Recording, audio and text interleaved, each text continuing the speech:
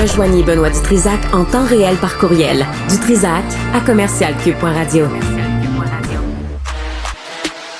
Philippe Richard Bertrand. Est-ce qu'il y a quelqu'un qui calcule? Je capote. T'imagines combien ça coûte? Entrepreneur et chroniqueur passionné. Qu'est-ce que tu veux de plus? Philippe Richard Bertrand. Philippe, bonjour. Monsieur le sénateur. Oui, c'est moi ça. Un mot sur le matriciel. Toi, tu comprends ce que ça veut dire? Oui, il faut juste faire attention. Je vous écoutais. La structure matricielle, c'est surtout ce que tu veux que les entreprises publiques là, ou les municipalités. Qu'est-ce que ça veut dire, là, parce que c'est un mot un peu feng shui, là, mais ça veut dire d'arrêter de penser en silo puis de penser de façon transversale.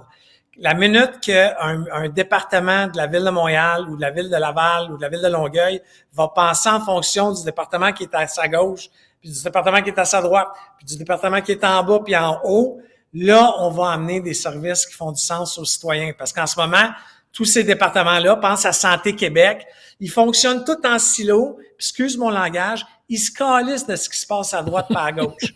OK? C'est ça qu'il faut arrêter. OK. Mais ça, je suis bon là-dedans, là. De travailler avec les autres, puis de consulter, puis de... Oui, non, ça, je suis capable. OK. Fait que j'ai une option aussi à la Ville de Montréal. Mais tu sens-tu que Moranville veut prendre ma place à midi?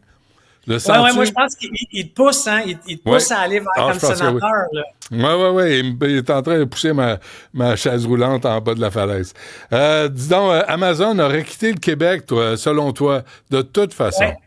Non, en fait, ce qu'on apprend là, dans divers quotidiens, c'est qu'Amazon a demandé un bloc d'énergie, OK, pour ses serveurs au Québec. OK? Parce qu'encore une fois, on s'est parlé de ça l'autre fois. Amazon a une autre entreprise qui s'appelle Amazon Web Services, qui est l'unité d'hébergement des serveurs. OK? AWS, là. AWS, exactement.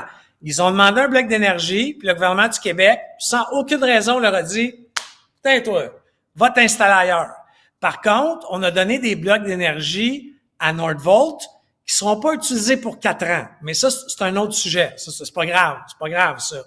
Mais c'est pour ça qu'Amazon a un peu pogné les nerfs, parce que le gouvernement du Québec force un peu la main à ses divisions, tu sais, les organismes publics, etc., d'héberger leurs données au Québec.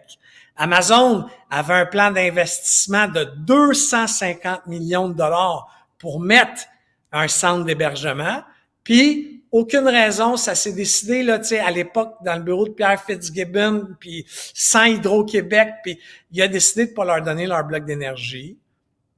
Puis là, on en a le résultat aujourd'hui. Alors, on a mis tout ça sur la faute de l'entrepôt à Laval qui voulait syndiquer avec le CSN, mais il y a plus, là, selon toi, Philippe. Il y a plus, et selon moi, effectivement, la syndicalisation n'a pas du tout aidé, là, ça c'est sûr.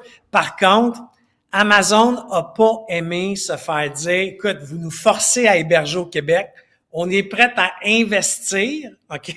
Puis vous ne nous donnez pas d'énergie, mais vous donnez de l'énergie à des projets futiles, tu sais, dans le sens où Nordvolt et autres. Oui. Et la compagnie existe, là. C'est pas des coins-coins dans une illusion puis un rêve.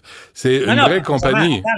Vous avez donné un bloc d'énergie à une compagnie dans laquelle vous avez donné 7 milliards, OK, qui est en difficulté financière. Vous voulez pas leur enlever leur bloc d'énergie. Vous voulez pas... Je comprends la réaction d'Amazon au niveau de AWS. Ouais. Au niveau de la livraison, ils sont quand même partis de façon cavalière. Ouais. J'en conviens. C'est quand même pas correct. Je vais juste dire que nous, on gratte. On voit que le gouvernement du Québec, Benoît, était au courant. Encore une fois, une maladresse de la CAQ. C'est intéressant, ça. C'est intéressant. J'espère qu'il va y avoir un suivi là-dessus. Parce que là, on pointe la CSN, puis les syndiqués, puis là, on voit que Québec a mal négocié avec Amazon. Ça, c'est intéressant. Ça peut faire mal à la CAQ, ça. Et puis, pour ton information, il y a un autre projet, OK, poussé par des Québécois qui s'appelle Qscale, OK, une compagnie qui fait de l'hébergement québécoise, installée à Lévis. Ils se sont fait, eux aussi, refuser un bloc d'énergie pour mettre un centre de données, puis ils ont arrêté des projets d'investissement d'1 milliard de dollars au Québec à cause de ça. Alors, admettons qu'on disait, OK, c'est parce que c'est le méchant Amazon. On a fait la même affaire à des Québécois. OK? C'est extraordinaire. Extraordinaire. C'est vraiment bon. On va se reparler de ça lundi, Philippe, là, mais il va falloir que les médias fassent un suivi sur cette nouvelle-là, parce que c'est ahurissant, là. Ça n'a pas de sens. Ouais. Écoute, on en apprend tous les jours. De toute évidence. Ton lunch est prêt. Micro-ondes a sonné. Merci, Phil. À lundi. Salut.